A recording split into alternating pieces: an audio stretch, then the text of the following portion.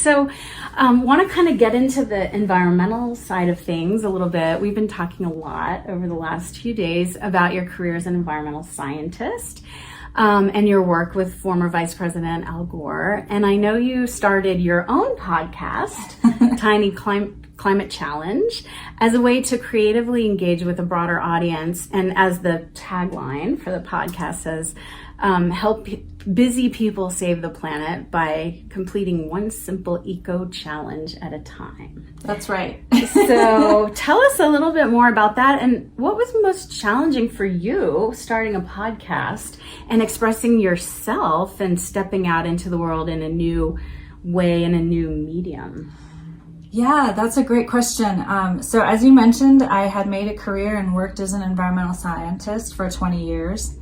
And kind of, if I might step back into that first question for a second, what I want folks to know is that even if you consider yourself a more logical, rational type person than you do a creative, because we all have both sides of those brains to us. Yeah.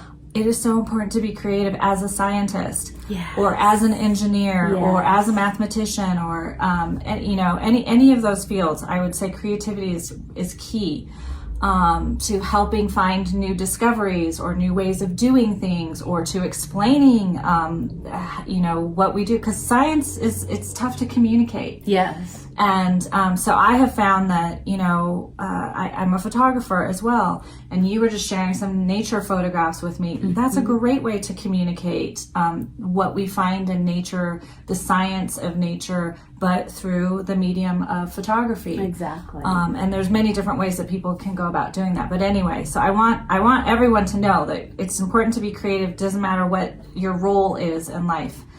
And so for me, I always had this creative side of me, and I felt like I couldn't fully express it because I was supposedly known as a scientist. I had to be in that scientist role, and even though I always had this photographer poet side of me, it was always kind of like separate. And what I realized when I came here is that we are all so multifaceted. Exactly. And that it's okay to be who we are and to bring it all together if we want to. And so when I find people who do that, who are doing just that, it gives me so much joy and inspiration.